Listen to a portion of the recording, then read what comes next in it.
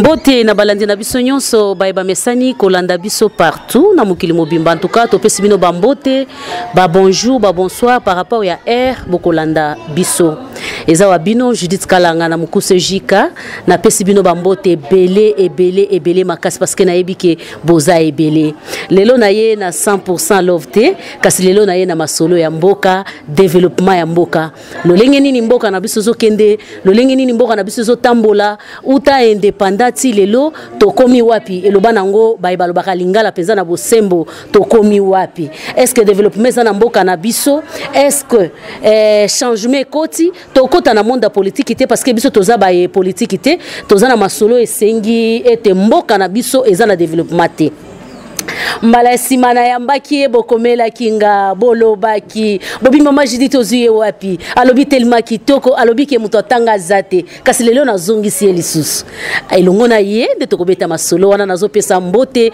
na mwana mboka raisi kangi kamerameno ya kenda sango en tout cas yanga indeko mbote elongo na madame na pesi bino bambote belé nazobosa na terre président des présidents na Ukraine vraiment mbote belé président Ambroise Luyelo tikete nzamba lola apambola yo bakisa lisusu libinza nazali kopesa lisusu mbote na yanga indeko Niki Mukenji leader awa nazana ndako na ye comprenez mon émotion tozo fêter anniversaire ya papa leki bango nyonso tozaka na bango ensemble mbala moko na loebeli bango mbotama elamu sans plus tarder na lobi mingi nazotala invité nanga bonjour ba Pascal Buzima bonjour na yambio lisusu na kati ya TV na biso familia TV News. Merci beaucoup. Ya solo ezana baye balanda ki otemba la sima okota la caméra on se présenter pour baye bayo bien. Ndenge na se présenter qu'il faut passer na lobaki nazali Pascal Buzima. Baptisé de la nation. En plus d'être baptisé de la nation, je suis apôtre. Donc je suis aussi prédicateur de la bonne nouvelle. Merci beaucoup Papa Pascal elongo na yo tokobeta masolo parce que baye bio bayebi soki ozanan bonjour Papa Masca toujours et Papa Marcel toujours na Ukraine to kotimba la moko na lisolo na biso to la telongi ya sérieux tozali komona lelo to uti ko fêter 60 ans ya lipanda na yebite uta belge atika biso ti lelo développement ali l'air belge kenda kinga nazala kite mais na yebi ke tozali déjà 60 ans d'indépendance. 60 ans, il y a indépendance sous dépendance. Ce qui veut dire, en tant que bâtisseur de la nation, en observant les choses comme elles vont, indépendance n'a nous exaté. Ah, c'est très fort. Hein? Olobi qui indépendance, c'est ça dans le lengeni. Dans le lengeni, que nous avons passé 60 ans de dépendance sous dépendance. C'est-à-dire jusque-là, Congolais Azali Nassé Yabatmusus. Donc, comme il y a des gens qui avaient prononcé des messages diaboliques à ce temps-là, je prends l'exemple de Émile Janssens, oui, qui avait dit qu'avant l'indépendance est égal après l'indépendance. Oui. C'est un message diabolique qui colle les Congolais jusqu'aujourd'hui, ce qui veut dire que rien n'a changé jusque-là. Donc, parce que l'indépendance d'abord doit commencer dans l'esprit. Sur le plan spirituel, le Congolais n'est pas indépendant. Sur le plan matériel, le Congolais n'est pas indépendant. Et quand on n'est pas indépendant sur le plan spirituel et matériel, donc on ne peut pas parler de l'indépendance. On a toujours le balikambwa molimo to na kati ya ba église to na kati ya lolenge parce que zolo banandenga molimo c'est que nandenga molimo pe to altozwa lipandate. Ceux qui sont indépendants sur le plan spirituel, il faut atika masumu. Mais si on a un atiki masumu te, okolobaza indépendant ndengenini. C'est là où je dis tout doit commencer par l'esprit. Et quand on n'est pas indépendant sur le plan spirituel, tout doit commencer par l'esprit. Et quand on n'est pas libre sur le plan spirituel, tout est foutu parce que c'est l'esprit qui précède le physique. Voilà. Vraiment c'est très fort. Cela veut dire que toza batamasum. Mais ngana okomona ba église ezali belé, basali na Nzambe bazali belé, ceux qui totali en Afrique et sika penza bato ba ko sambela Nzambe na bosolo eza na mboka na biso yo koloba ke biso toza na bandimité. Au monte ke za lolenge mususu. Et on a vu ça qu'il faut passer que personnellement que le pasteur me pardonne mais je doute qu'il y ait une seule église en Afrique d'une manière générale. Et en République démocratique du Congo d'une manière particulière. Comment Papa Pascal? Esika Église Ezali, Nzambe fois à la présent, quand Dieu est présent, les choses changent. Par le fait que depuis Tozali, indépendant, comme vous l'avez dit, depuis 1960, Tilelo, Soki église de l'Aki, Soki Basal Nanzambe Bazalaki, il y a solo.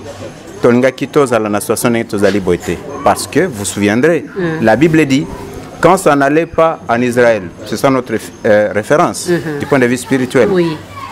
Chaque fois que le roi se retrouvait dans une situation difficile, il faisait appel aux prophètes, il faisait appel aux sacrificateurs. Oui.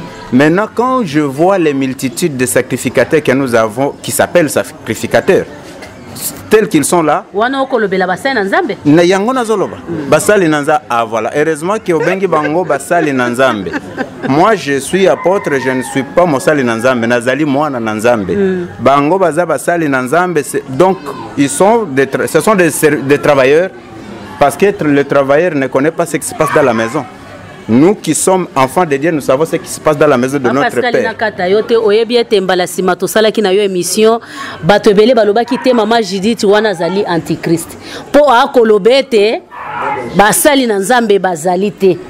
Siko na lobi na tozongeli na même chose moment toza lelo na développement ya mboka o komona teke o rejoindre bandeko wana nga balobi na antichrist na yebaki ke bakoloba ndenge wana parce que na lobaki que na yebi Jésus-Christ de Nazareth. Ouais. Heureusement que oza mwasi. Supposons que nga na se destina bala yo lelo. Oui. Il faut nazala wapi, il faut nazala pembeni na yo. Oui. Les pasteurs nous disent que Mobali Nabiso Azali Jésus-Christ de Nazareth, c'est lui le mari de l'église. Oui.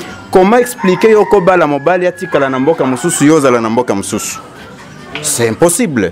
Moi je crois au Jésus-Christ qui est mort à la croix à cause de mes péchés, qui est ressuscité, et comme il est ressuscité, j'estime qu'il est omniprésent. Il ne doit pas être à Nazareth, comme vous l'appelez. Moi, je sais qu'il est avec moi parce qu'il est omniprésent. Donc, je ne peux pas vivre avec un mari qui habite un autre continent. Moi, je suis dans un autre continent. Jésus doit être avec moi. Et que nous sommes en confinement. Si on a besoin Jésus de Nazareth, il va passer par où? Et alors, je ne peux pas dire que non, je crois au Jésus de Nazareth. Moi, je crois au Christ vivant du Congo. C'est mon Dieu. Il doit être avec moi dans mon pays. Parce que Nazareth, c'est un nom comme le Congo. Nazareth, c'est le la Massimanimba. Nazareth, c'est le la Tchela. Voilà. Alors, ce qui me dit d'Antichrist, en tout cas, qu'il me pardonne, mais moi je crois au ciel congolais. Matondo mingi Papa Pascal Buzima toalika toujours na kati ya lisolo na biso en passant na zo sabino ke abonnez-vous massivement na famille ya TV News masolo ya kitoko masolo ya bolingo lolingi ni toki ko sala poete mabota na biso mboka na biso ekende liboso en tout cas bokozanga rien Papa Pascal lelo tolobaki ete tokota lisolo ya développement olobiete mboka eza na développement te ekota lipanda te parce que na kati ya molimo to na kati ya libanda boye tokota na lipanda te siko na lingi na yeba yo muto zibo sosoli likanisi nino ali nango po ete mboka oyo ekende liboso maloba na mboka mwa pour mboka ekende liboso oui. Il faut d'abord congolais amiyeba parce que depuis 1960 Tilelo Congolais ami habité. Ami habité parce que vous allez vous rendre compte que les jeunes bazaka toujours na tendance ya kokende libanda ya mboka. Wana tokolo bana mukila makila ya bapa. Oui, bato bakendaka Belgique, oui, Amérique, ouais. Tout ça. Et chose grave. On a vu que Congolais ami habité. Comment expliquer mutako comme na niveau ya kosala loterie pona akende na mboka mususu alors qu'il y a na mboka na ye. C'est parce que Namboka Nabiso rien ne marche. Mais rien ne marche, c'est pour cela que je vous dis que le Congo n'est pas indépendant. Si le Congo était indépendant, les jeunes ne prendraient pas l'option de quitter le pays jusqu'au point de se minimiser. Il y a ça la loterie, qu'on tente chance, il y a comme Manamboka Pona, aucun Namboka Msoussou. C'était grave. Quand rien ne marche parce que le Congo ne se connaît pas, rien ne marche parce que l'homme congolais, lorsqu'il ne se connaît pas, il ne fait rien. Parce que pour que les choses marchent, il faut que l'homme travaille. Pour que l'homme travaille, il doit être conscientisé. Et quand il est conscientisé, il sera spirituel. La spiritualité ne vient pas de l'église, maman journaliste. la spiritualité, c'est l'idéologie. Je vous ai toujours dit ça. Le Congo n'est pas indépendant parce qu'il n'y a aucune idéologie qui conduit notre pays. Et l'idéologie est communiquée par un homme. Selon sa génération, selon sa mission historique. Bongo l'indépendance autouti ko fêter ya 60 ans. Bongo eza l'indépendance tata Pascal. Nalingaka mingi ko stanga bakomba batute, mais permettez-moi de citer Lumumba parce que c'est mon modèle. Vas-y. Lumumba n'attend pas une indépendance. Il a fait face au monde. Oui. Parce qu'il a lutté contre la décision de Berlin. Cette décision de Berlin était qu'il fallait décider sur Bamboka Msusu. Mais Lumumba a décidé, il a dit non, non, non, trop c'est trop, on doit mettre face à cette histoire, nous devons continuer. Maintenant, qu'est-ce qui va se passer?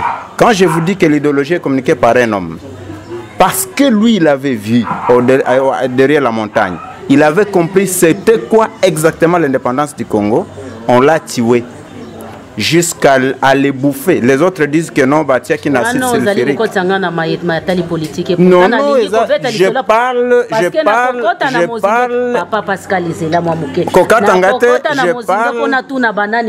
je parle de Lumumba comme un esprit, pas comme un homme politique. Et c'est cet esprit qui devait communiquer l'idéologie qui conduirait le peuple congolais au développement. Parce que il a dit l'histoire du Congo devait être écrite où? Au Congo et par les Congolais. Et c'est pour cela, c'est le grand péché qu'il a commis, c'est celui-là. Ebele ya ba Congolais ba ko lobete soki mboka na biso ekoti na mabunga ekoti na passe ezali po Lumumba zaka pressé pona ko senga lipandansi yoka te mwana mboka pona ko senga lipandansi azaka pressé lelo yoko zoe modèle. Nasina ebisa yo que Ponangai Lumumba figure parmi les intellectuels que moi je connais. Parce qu'il n'y a pas d'intellectuels dans ce pays, je vous ai déjà dit. Oh là là. Nous avons des universitaires, bateau va à l'université ou à un diplôme, mais intellectuel basaté. Comment? Parce qu'un intellectuel doit être leader.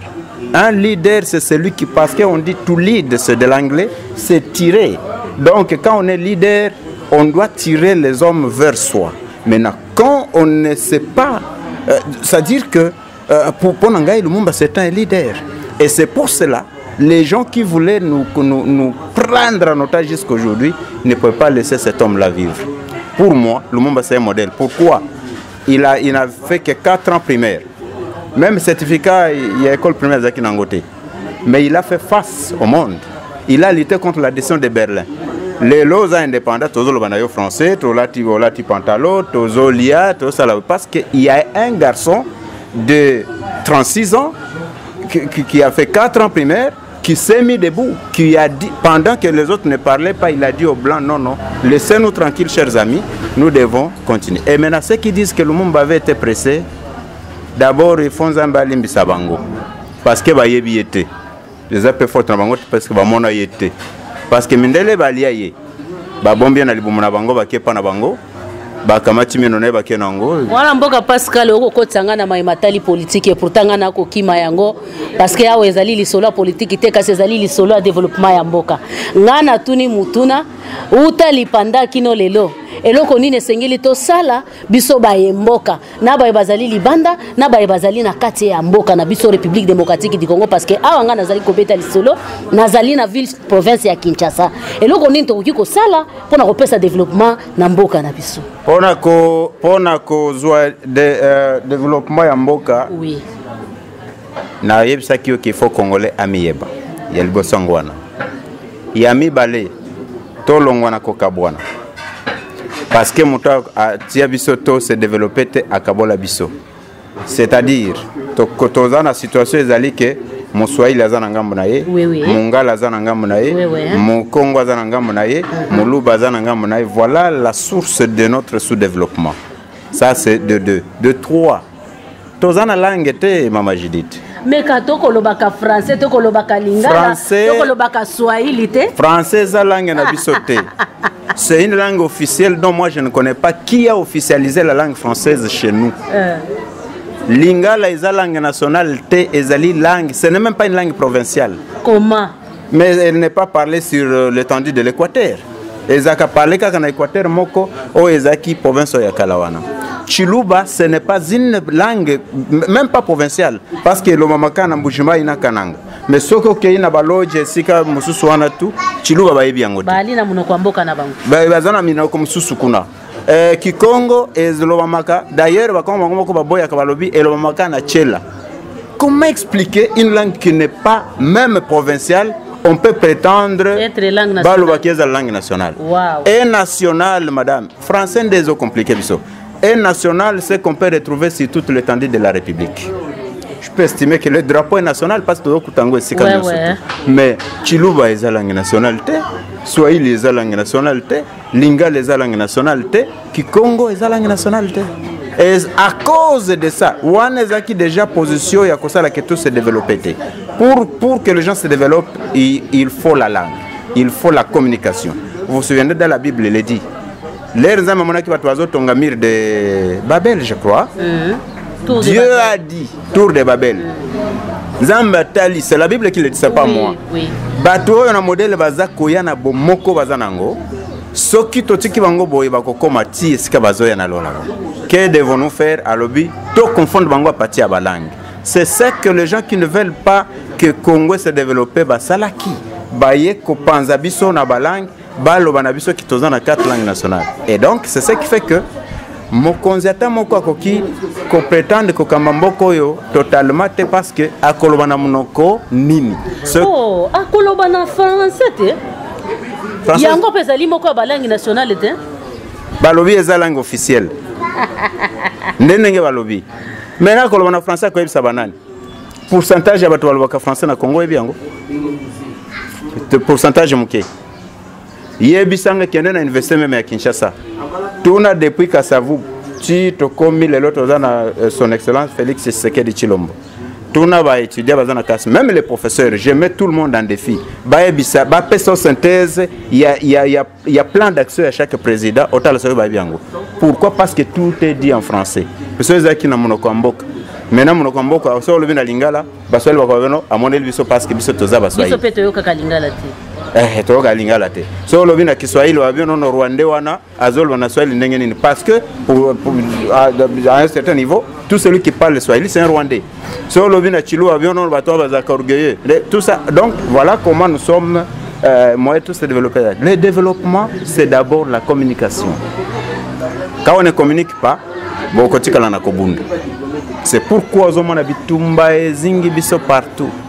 Kobunda dans les vides, kobunda pour rien. Au lieu de s'occuper du développement boka, tozo vendre la kobeta. Kobunda, koswana. Bongo banani ba kobunda, ba politique. Ngana yebi politique parce que politique pesate. Kuna okima kakasozong sanga na masolo. Batu ya français. Nengo yozo kende bo ko beta nga masolo politique. Batu ya français. Nazolo batu ya français. Nde babundaka. Bato français te to lo balisola bato politique yozo bo alika mo. Ngai naza kuna te bato politique ngana yebango na lo bande bato français. C'est pourquoi omoni pona tuni tosa nini pona to développer mboka. Ekasi. Utali panda tilelo. Soki na moni mokonzi ya mboka mukolo mususu na koyebisa ye kanga ba université pour 5 ans. Ona siko mboka ko tambola lo lenge ka. Bongo ezo tambola ndenge nini depuis babanda ko tangisa bato. Bonjour à toi maman Pascaline de la foi, vraiment maman je vous aime beaucoup, vraiment. Depuis 1960 ba université zobimisa bato mikolo nyonso. Eno sa ba chômeur. Ba chômeur bazobim. Mboke ke wapi? Vomi to kanga yango ndengai président ba bâtisseur nala kisabatu nyonso wana français nini photo sala pona mboke se développer. Matondo mingi mwana mboka Pascal azali pe moko ya président ya ba bâtisseur les pionniers. Ouais. Ba yaka na musée Laurent Désiré Kabila utakala kasi ya azali ko tambwisa lisanga wana azali ko bundete ba jeune batombwama ba jeune basala quelque chose na ebete lelo tozali na masolo ya lolenge nini toki ko sala pote mboka na biso ekende liboso mwana mboka Pascal yo muto kambaka ba jeune masanga ebele ya ba jeune kasi lelo tozo komona kuluna ezali ko botama ba université yali ba diplôme bato ba kozwa chaque jour lelo to akomona dollar ekomi na 20 mboka ezali ko kende loko eza ko kufa kasi yo muto azali ko kamba ba jeune solution nini ozali nango idée nini ozali nango parce que ozali capable lelo ya koloba ite na keye pa mokonzi mboka na mona ye poto sala mboka na biso ekende liboso bato ya français bakondima na mona ye te wa bakoloba français bakobanda ba principe vous voyez c'est-à-dire en principe bako bloquer ngai parce que bango musana bango ezali nde kobungisa temps likambo oyo lobi bakuluna. Je salue d'abord les Koulouna en passant, oui. Parce que c'est les mots qui sonnent mal. Mais ces Koulouna-là m'avaient déjà prêché moi. Comment? Bayebisanga que Koulouna eza terme mabete.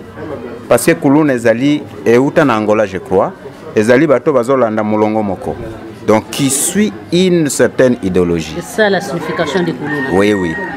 Et maintenant, parce que moi je les approche. Oui. Mais moi je cherche la cause. Il y a Makambo Bazosal. Je me suis rendu compte, je vous avais expliqué la fois passée, que Bakuluna Wana, ce sont des victimes de la société. Comment? Ce sont des victimes de ce que nous appelons sous-développement.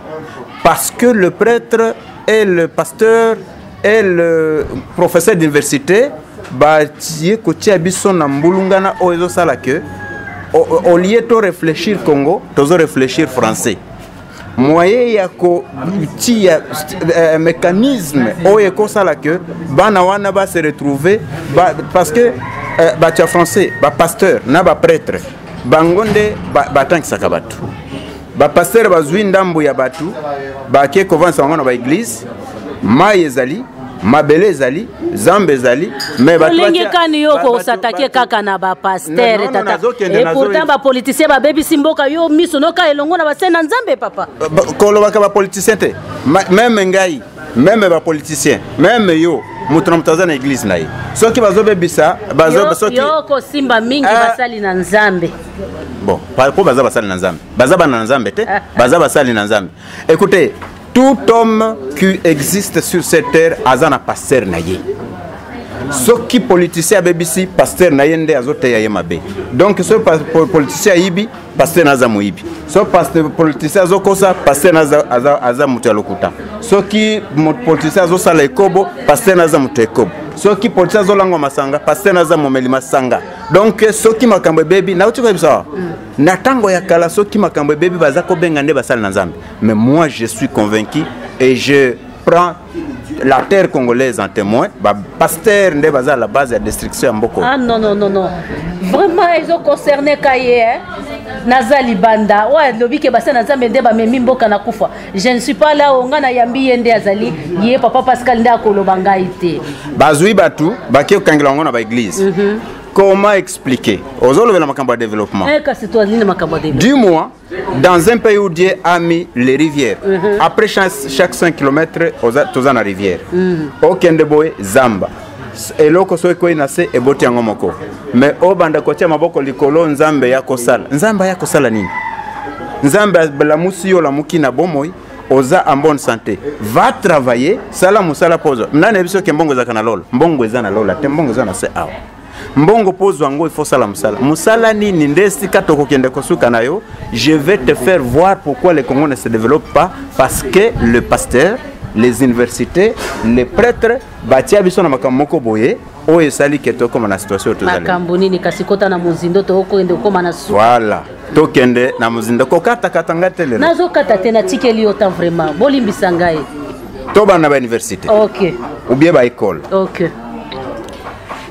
Nayebi ki ozali journaliste chevronné. Ouais, ouais. Tu parles bien français. Ce qui m'étonne, nayebi te soki français wana tolobaka to comprendre kango. Moi na soki akokisi 3 ans na mboka na biso awa, oyoka papa na mama lobino, moi une fois qu'en école maternelle. Oui, oui. C'est en français, non? Maternelle. Alors que moi, je sais, moi, baptisé de la nation, je sais que est maternelle, c'est qui est lié à la maternité. Et donc, ce qui est lié à la maternité par rapport à cet enfant, il y a sa langue maternelle, il y a tout ce qui appartient à ses parents. Mais ce qu'on me met dans l'école, soi-disant maternelle, a commis kuna mbalamoko babandi kotangi c'est français. C'est une façon de déprogrammer cet enfant-là. Ce qui permet qu'il touche la langue maternelle, babetier directement, moi, a commis na frous, a moni déjà langue ya maman na papa na yeza kindoki.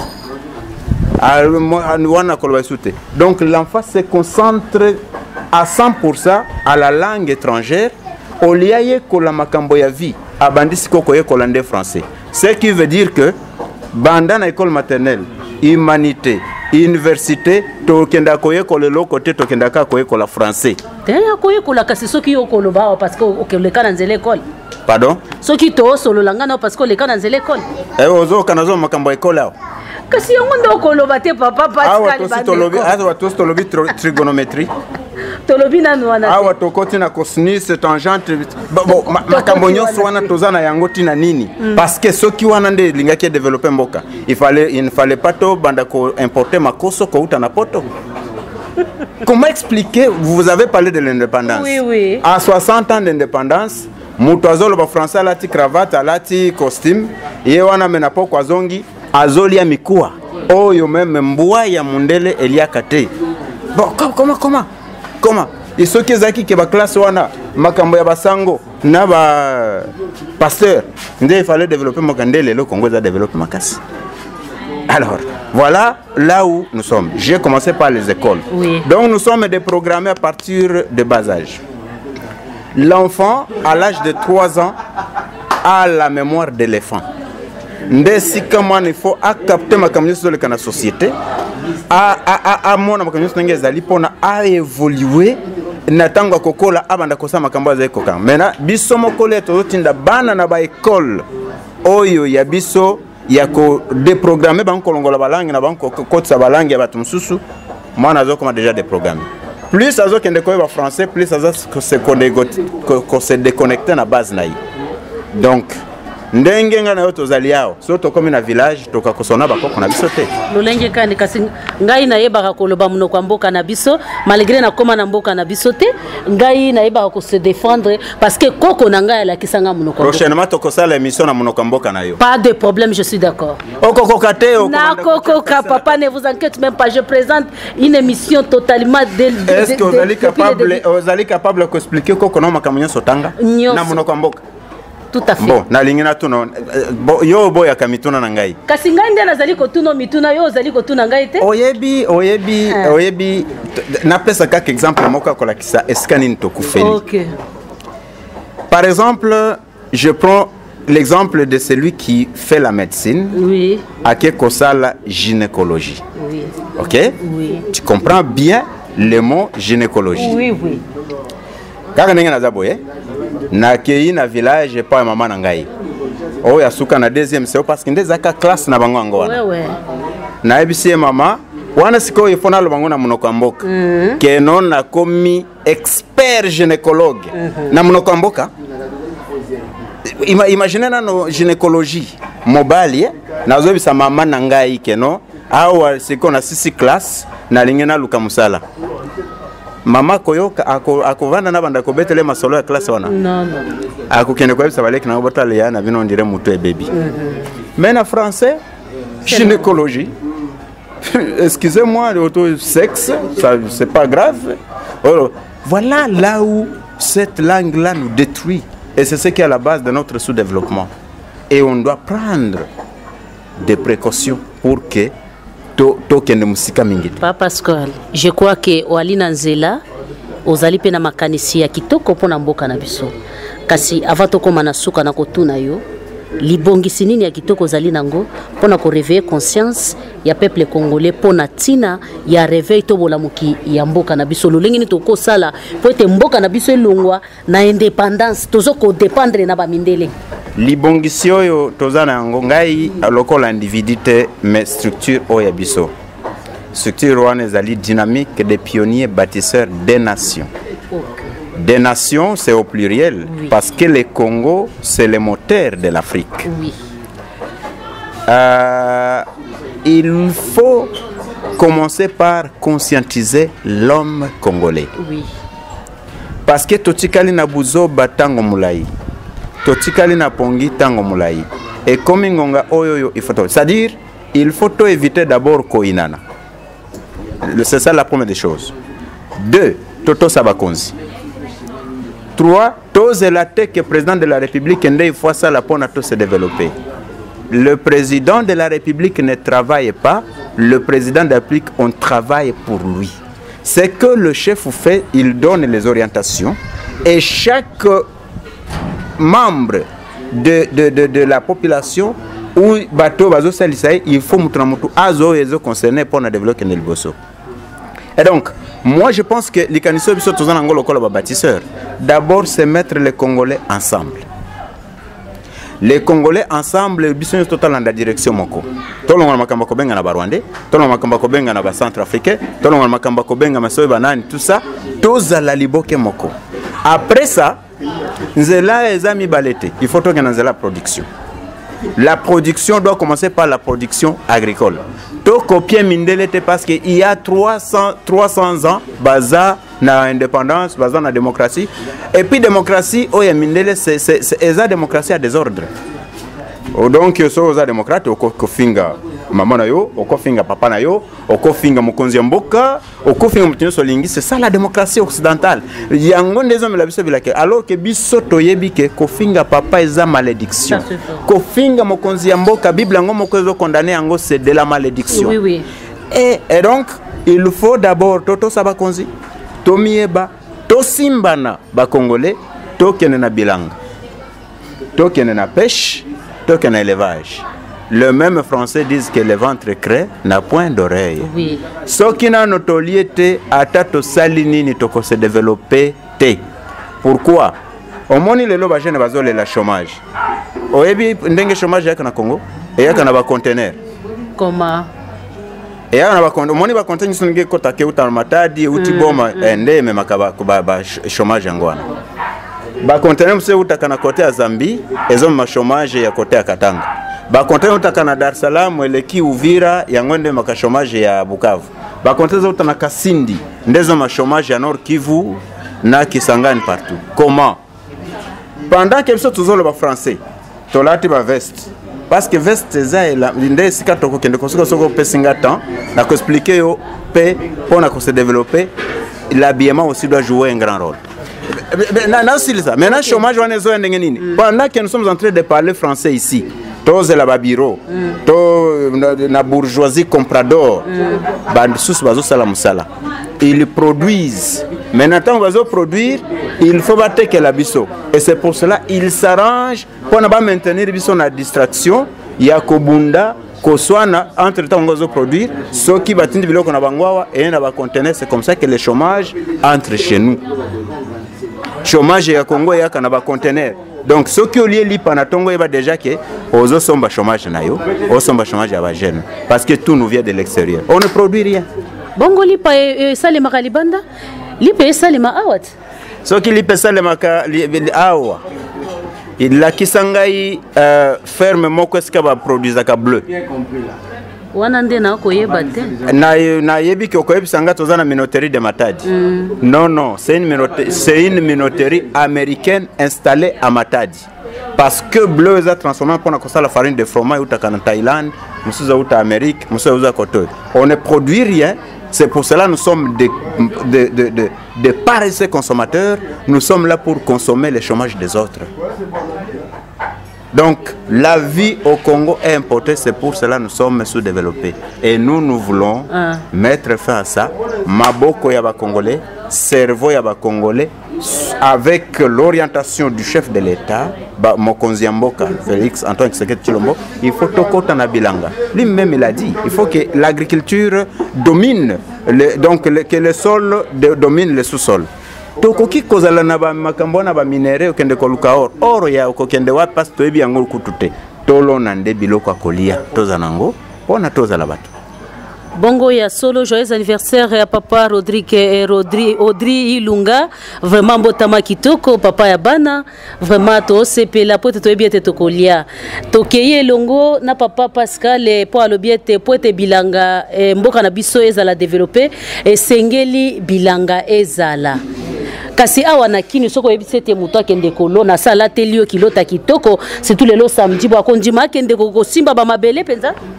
Mais à côté molana kilote na ya baluki à lobby français suka na nyonso akokende koluka kwanga na pokwa kwangi uta na lola te kwangi uta na bilanga c'est-à-dire bato bazo sala bilanga na plateau de bateke muto alati kilota mwana bango baza bazoba.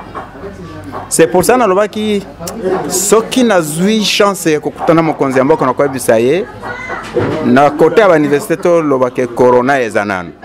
Comme ça moi ba côté ezate to kende na bango na bilanga. Merci beaucoup. Tokomi kokende penza na suka. On a lobi ke tokomi kokende vraiment na suka. Babete télévision ezali ngonga. Mais pona ko suki sa tokolinga papa Pascal, mwana mboka Pascal, apesa ba piste de solution. Poete tomeka kolongwa na buumbu. Ba piste de solution to éviter d'abord administration stérile.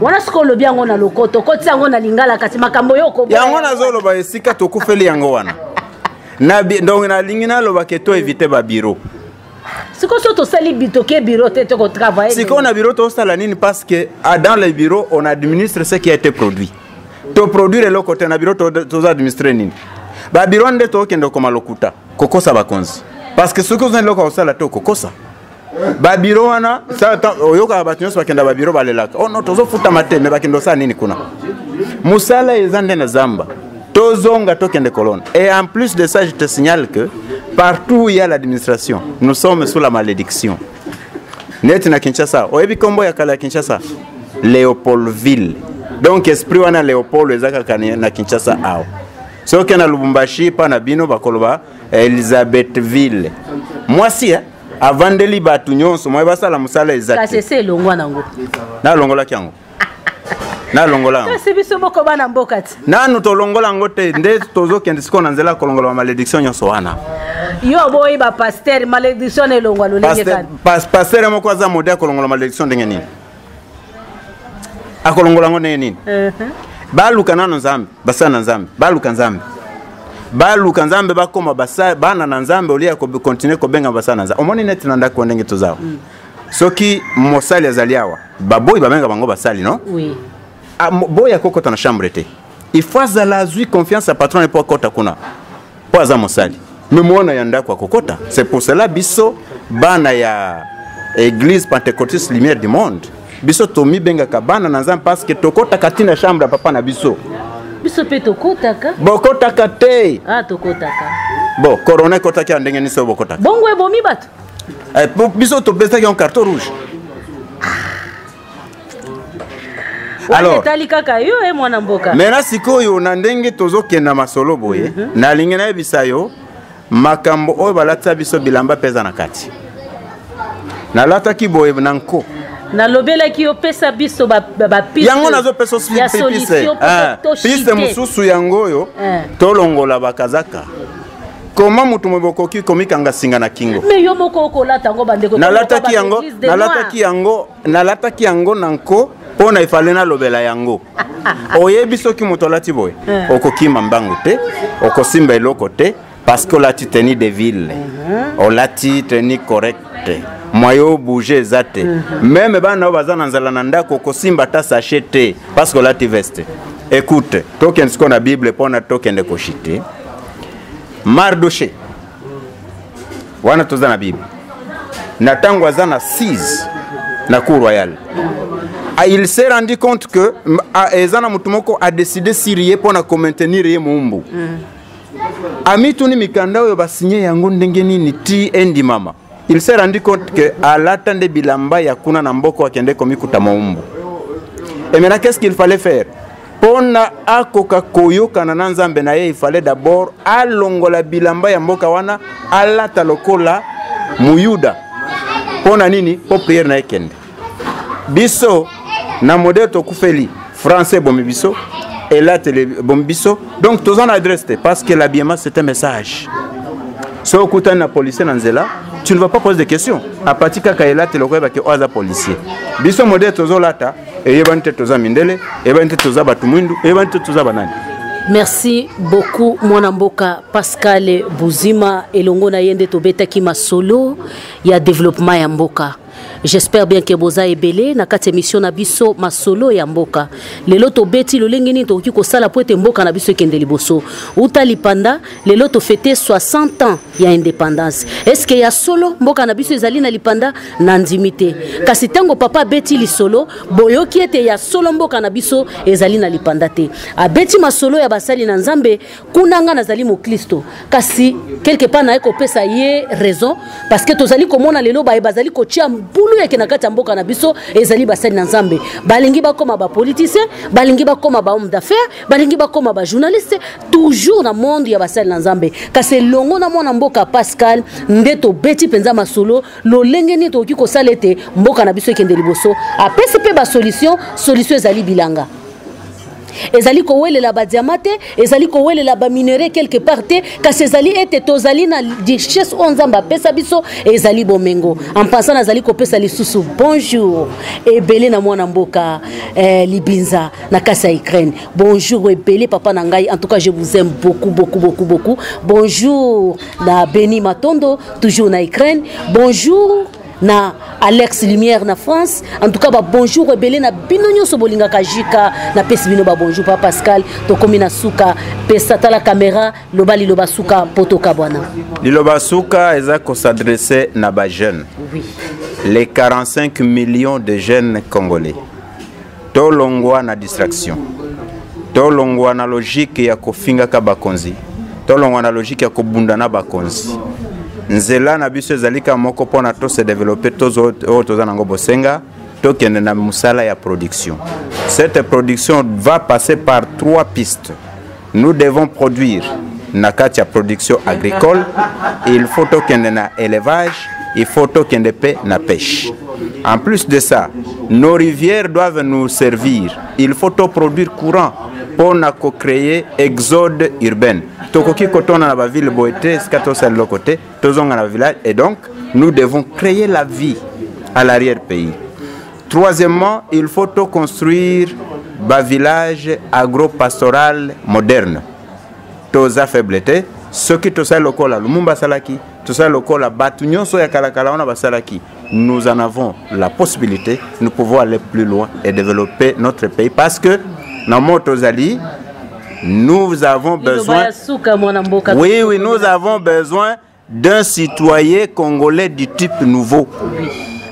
Mission Nabisozali, initiation à la nouvelle citoyenneté pour aboutir à un Congo uni, Congo libre, Congo fort, Congo prospère.